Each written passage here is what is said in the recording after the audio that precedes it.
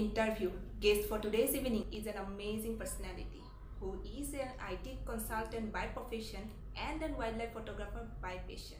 So he is none other than Siddhartha Banerjee. So welcome you sir to this session of interview. Thank you so much for your valuable time. Thank you so much, Pallabi, for welcoming me, and it's my pleasure to be a part of this platform. So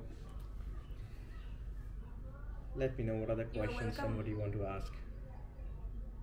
Okay, so without wasting any time, so let's move on to the first question. We would like to know about yourself a little bit. Okay, sure. So basically, I am a senior IT consultant based out of Noida, which is in the National Capital Region, and I live in Greater Noida. And I work in an IT, multinational IT organization, and my professional career is almost for around more than 10 years now. And wildlife photography started as a passion. Now it's growing into me day by day, and I'm now quite passionate about this whole venture for wildlife photography, which has come into my life very recently. I would not say that I'm into wildlife photography for a very long time. It's like it's all started in the year 2020, in the month of February. So from where it all started, and then due to COVID, I got some time basically to distract myself from other aspects and the growing depression and the frustration which people started moving into during the COVID times. And then I actually started understanding the concepts and the techniques of photography. And then obviously nature has always attracted me, and I was always very fascinated for all natural beings. Whenever I see in their natural habitat, like that, not doesn't include the animals, it also includes plants, insects, reptiles, mammals, birds. Whatever I find I can see in the nature in my vicinity, I was always attracted towards that. So yeah, that's how it all started. Yeah, I must say that you are really doing a great job both in your professional as well as your passion field. What are your responsibilities as an IT consultant? It's basically an IT service delivery model, and the company's name is NTT Data. It's a global multinational organization. So basically my job is to manage the projects, provide process consultancy, and set up the process, do some transitions and all those aspects. So it's basically a 24/7 service delivery model I'm a part of. So as I'm sometimes I work with UK customers, sometimes US, so it depends. Yeah. How you deal with the customers? How difficult is it to satisfy their needs? I won't say it's difficult, it's actually very simple. So first of all, you have to be an active listener when we start understanding and dealing a customer, so that we focus and understand their needs first. If we get a hold onto their needs, obviously it will be very easier for us to exactly deliver what they are supposed to get. So when people are in hurry and rush and they do not understand the requirement first, and due to which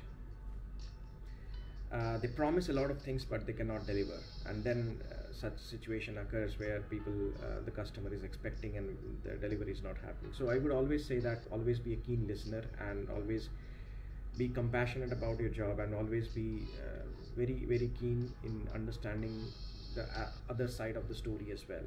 So what experience have the customer gone through before coming to you, before reaching out to your organization for getting such services, and all those aspects, so that the drive should always be customer centric. Okay, that's really nice to hear. So what would be your piece of advice to the young aspirants who are willing to come to this field, especially IT? IT is, I would say, it's a challenging field. And why am I saying that? Because everything nowadays you see, it's empowered by information technology, and the capacity of IT environments are increasing day by day, and organizations are now more and accountable to provide seamless IT service delivery, starting from research and development, from engineering, from manufacturing, from all other aspects, from service delivery as well, like where the customer has already bought your service and you're just ensuring the services are provided in a timely manner, their service level agreements are met, and there are continual service improvements happening in the technical environment and infrastructure, be it an application environment or a infrastructure environment or whatsoever it be. So it's always challenging, but it's a very interesting role. You get a lot of exposure because the whole world is now technology empowered. So if you are away from technology, obviously you are missing something in your life, and a very important life in today's world. So that's what I think. I would ask people to be more aware, to develop awareness about what are the new technologies, what are the new softwares, what are the new platforms, and if you are not interested, you cannot learn. So that's the key. You have to be interested first, and for that you have to expand your horizon. You have to be a little more inquisitive towards knowing about what's happening all around in this field. So, and that's how gradually the interest will grow into you. Indeed, and I found that your storytelling is really interesting, and I was really excited from yesterday to meet you on this platform. Sure, sure. Let's talk about some of your wildlife work. So, at present, on which fields are you focusing on mostly in wildlife photography? Okay, so basically I started with birding, so bird photography, because and I till date I am so fascinated with bird photography, I cannot tell you. So how I got started, the story is very interesting because as I mentioned earlier, I'm in a 24/7 IT service delivery model, so it was a very exhaustive weekday and approaching towards the weekend, and I was almost I almost worked throughout the night, and kind of very stressful, and was clueless exactly how to streamline my whole day the next day, I mean. So one of my ex-colleague and a very and a senior, so I actually contacted him, and because he was already into photography and he was quite passionate about that I already saw in many of his Instagram photos and all. So I reached out to him to check if he has any plans, and but I was not anticipating anything much. But yeah, he said that is heading out for a quick birding tour, and it's very close to my place where I live in Greater Noida. The place is Surajpur wetland. So it's a beautiful place, and I would say it's not very well maintained, so I can see more raw nature out there. But maybe I would request state government to pay a little more attention on the condition of that wetland. But anyways, yeah, coming back to my story. So I went along with with my colleague, and as soon as I visited, the natural ambience of the place, the fresh air, the early morning fresh air in such a vivid wetland, it actually took all my stress away, and I was so happy, and I absolutely forgot the kind of pressure that I have dealt throughout the night at work, and it was so rejuvenating that I started feeling very good. So I by till that time I was not having a very professional looking DSLR and a long telephoto lens, so but I was simply having a Nikon D5200, that's a basic DSLR at that time I used to have, and a kit lens which was 1855 millimeters. So it's definitely not enough for wildlife photography but yeah, that's the only thing that which I had, and nothing much. And my colleague was having a big telephoto lens, a 600 mm, and a Nikon D750, that's also a full frame camera, so it was a great combination he was having. And he actually showed me the roadmap of what we do when we go out on a birding tour, how we click birds, how we identify birds, how we patiently wait for them to come out. And so all those aspects that when he started showing, because he was already into it and he was so interested, so that triggered my and ignited my interest for photography, wildlife photography, I would say. So with that small lens and camera, what best I could do is to capture the whole ambience of the wetland, which is also a very important part, because subject in its habitat and just the subject are two different things. So close-ups are important. We do photograph close-up of birds, mammals, but yeah, subjects and animal subjects in their natural habitat is always interesting, and it's always very I'm very fond of subjects in their habitat, at least some part of the habitat, not the entire habitat. So I clicked some amazing images which I even could not anticipate it by that time that I would be able to. Maybe it was just the charm of the fresh air and the natural fresh natural environment that I witnessed then. So it took out the creativity from me, and I took some amazing images from there, and that further inspired me to go ahead and in this journey of wildlife photography.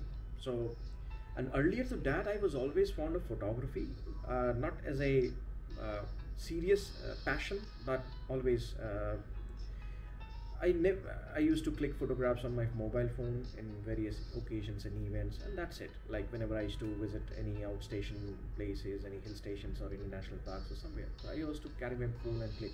But yeah, that was not a very serious passion. And but yeah, I always had that instinct to compose and edit and all those things and bring out the story from those images.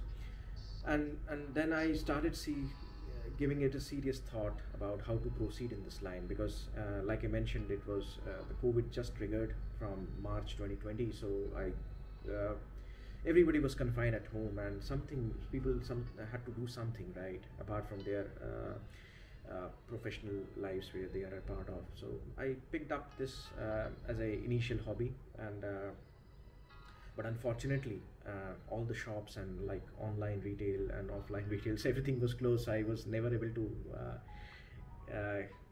actually purchase a proper lens and a camera for that, because and I only leaned on to YouTube and blogs and Instagram for images of other photographers, and the journey started from there.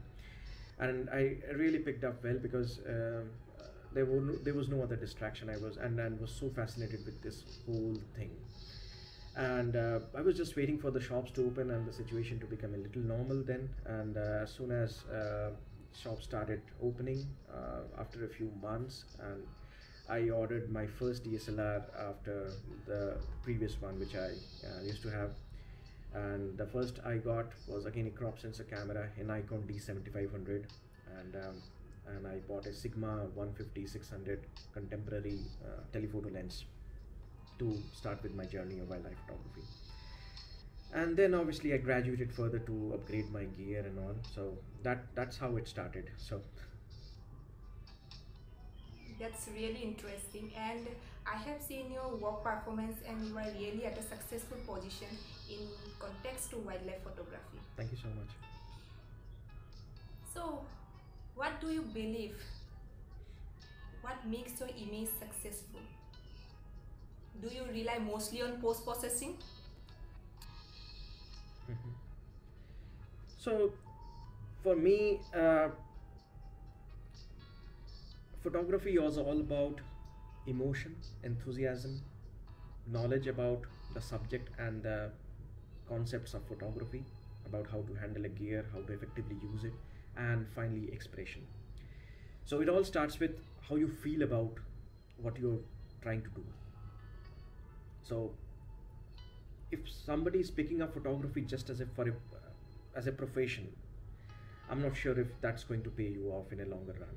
So you have to be very, very passionate and emotional about it, and that will actually develop that needed enthusiasm within you to proceed.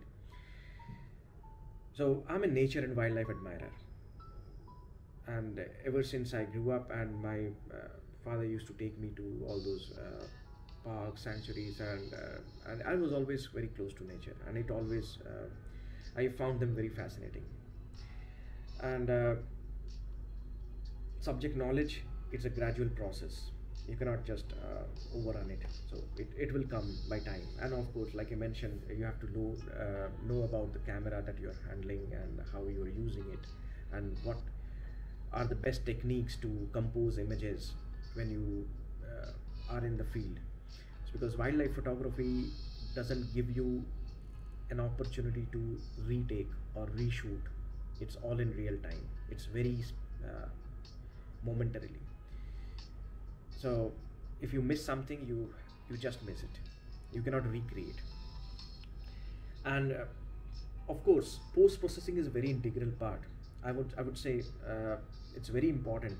And why? Because it covers the whole expression part of an image. And there is a reason.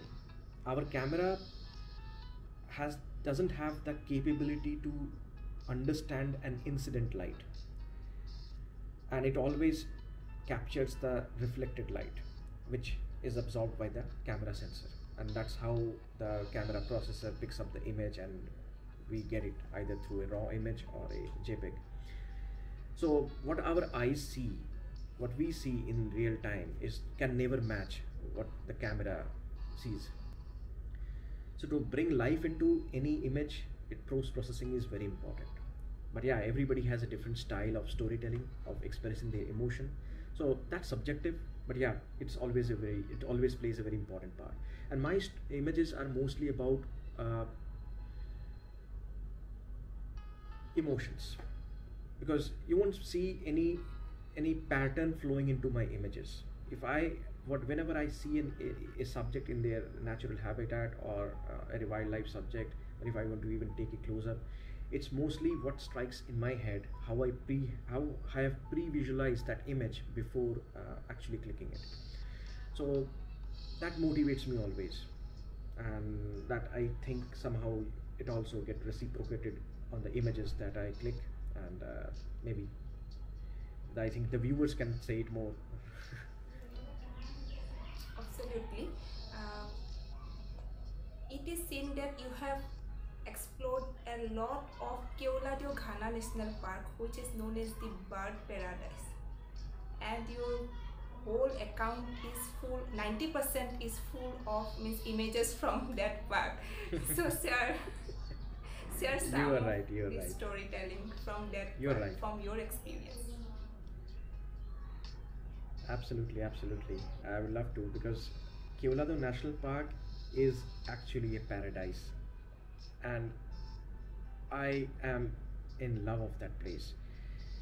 So how it all started, and I was looking for some outdoor opportunities after I grew up into this field of wildlife photography, and I was further inclined, and I was sure that I need some more stuff to see and experience in the field. So I also was narrowing down all the places where I can visit, and do some more practice for this genre of photography.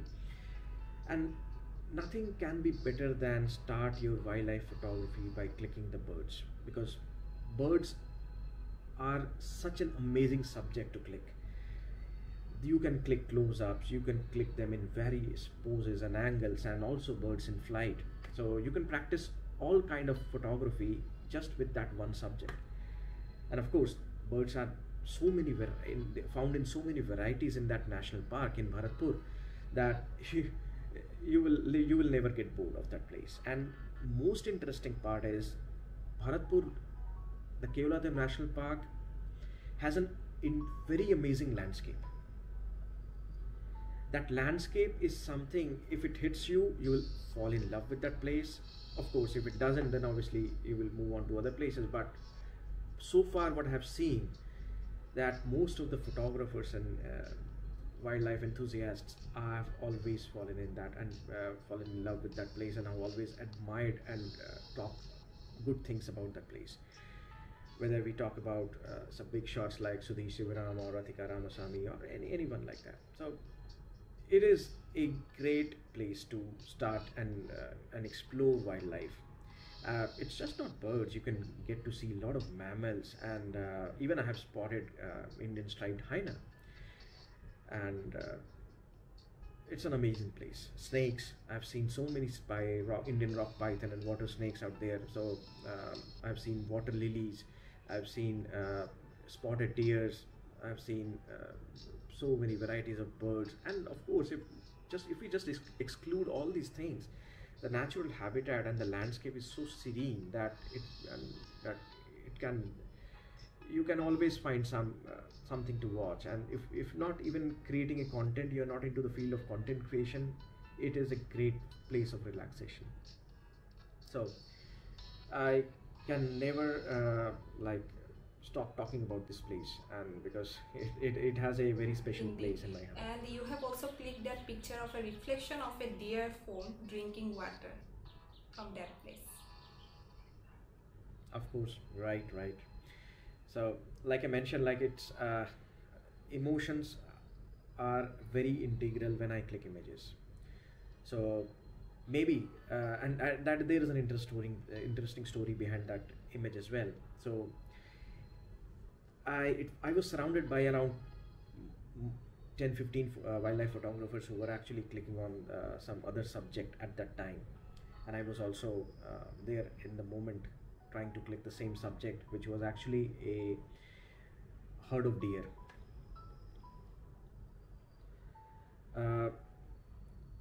And even the naturalist and the guide who was with me was also in an impression that I'm also focusing on that group of deers and trying to click them. Those were all adult deers, Indian spotted deers that I'm trying, male and female. And this deer fawn was so small, so tiny, and so nobody actually focused on that. And as we did not focus on this, so we never imagined that this could look actually so beautiful in this habitat. So I just took a pause from clicking all those adult spotted deers, and I just turned to my left, and I just saw this deer fawn grazing around, and like just all alone. There was nobody around. No adult supervision was over that deer fawn. So the deer fawn was all alone. So it looked so cute, and the first thing that struck my head when I saw the deer fawn was like the fawn was very inquisitive and trying to know what is this, what are all these things all around me, because I have just been introduced into this world, and nobody has taught me what is nature and what are all those things. So it was, the deer fawn was in itself trying to find out and explore more about nature, about the surroundings where the fawn is growing up, right? And for a long time it was strolling around in the wetland and the grassland, and then finally maybe it got thirsty and then went to drink water. And that whole moment was so heart touching, like when the reflection was falling on the water, on the calm water. There was no disturbance, there was peace all around, and that cuteness of the deer fawn in it indeed added to its charm. So this is a very special picture and very close to my heart. The picture was really incredible. Thank you so much. You once have captured grey langur from Jalana Reserve Forest. So how did you get that shot? Yeah, people might wonder that people go to Jalana to capture leopards, but I instead captured a grey well said. langur out there. But yeah, the whole story behind this basically was that it was during the evening golden hour, and I was not very lucky during the last 2 hours that, and I did not find any, I did not get any leopard sightings, right? So, but the point is, nature has always something to offer, right? So if not leopard, for which the park is basically, the leopard reserve is basically known for, you see a lot of other wild animals out there in the habitat, and the habitat is very beautiful. So I saw this langur, and and we find langur in abundance inside Jhalana. So maybe in every next tree you will find a group of langur sitting over there, right? Sometimes on the top of a tree, or sometimes on many of the they're climbing on the branches, so playing all around. So you will see them in abundance.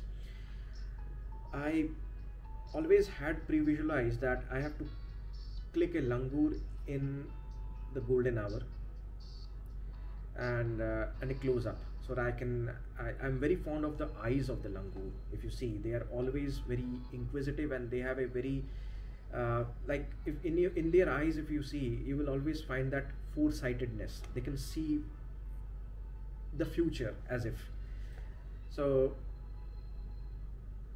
And that expression of that langur, where the langur and I were actually looking at each other, and maybe the langur was thinking, who are they, why have they come to our place where we live?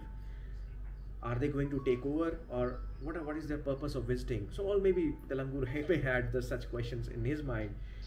So, and with that inquisitive eyes, it really got me a good moment to capture, and I always wanted to get a close-up of that moment, and that's from where I decided to take a photograph of that langur. So you once captured the picture of a rosy pelican yawn, which is really unique, and it's a rare click. Yeah. So it was earlier this year, basically in Keoladeo National Park. It was all about pelicans. So pelicans were actually topping the chart amongst all birds, and it was attracting a lot of visitors, right? So everybody was just talking about pelicans, posting pelican images, and in their habitat or close-ups. And but yeah, I always had this visualization that I have to indeed click pelican images, but in a very certain and unique way. So, and exactly here comes the essence of post-processing. So basically, and also the art of camera handling. So this is basically a low-key image that you see for the rosy pelican. That's a close-up image, and a low-key image is something where the background is absolutely dark and subject is prominent, and you can see the light and the focus on the subject, because you use certain kind of techniques as a part of the camera settings that helps us achieve such images. And of course, the post-processing part makes such images even more eye-catching. So even if you see this image, the colors and or from like up from the neck to the head to the bill of the pelican and the pouch and the eyes, you see the colors are intact, and you can see the actual colors, and why we call this bird as a rosy pelican, also known as the great white pelican. So looking at the image, somebody can actually understand why we call it as rosy pelican, because if you see that portion of the eye, it's actually pink, it's pinkish, and that's where the name derived. So it's a migratory bird, so obviously the charm is very high, and amongst all the winter visitors that we see in that park, so pelicans were in abundance this year, and everybody was looking out for pelican photographs. But yeah, I did not see such kind of an image in the internet for a pelican, and so it was always my interest to keep click a very neat close-up of a rosy pelican, indicating about the whole outline and the features and everything on that image. So that was the actual intention. Okay, that pic really caught my attention for a while. Thank you so much. So Mr. Banerjee, we are really to the end of this session. I must say that you are truly an inspiring and amazing personality. It was great interacting with you. But a few words from your side at last. A quote or a thought you would like to share with our audience. So what I have always believed in, life is a process. You have to always be a part of the process. You cannot step out of the process and rush out for things to for completion and achieve things in life in real time. Because what we see in today's world is people are rushing towards things. They want to be successful in just one day. They are not ready to cover the whole process and the journey. Yes. That teaches you a lot of things. That actually makes out a better human being. So always respect the process, understand the process of life, and and all those areas where you are passionate about. And always be passionate about something. Without passion, life actually is meaningless. So that is it. Yeah.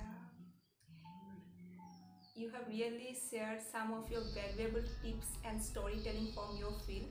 And so, audience, this was Siddhartha Banerjee, an eminent personality from the field of IT as well as wildlife photography. Hope you like today's interview.